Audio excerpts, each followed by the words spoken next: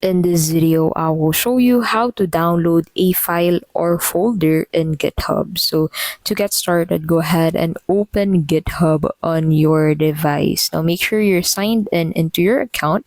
Head over into the repositories tab, and then in here, go ahead and select the repository to where you want to download a file or folder from.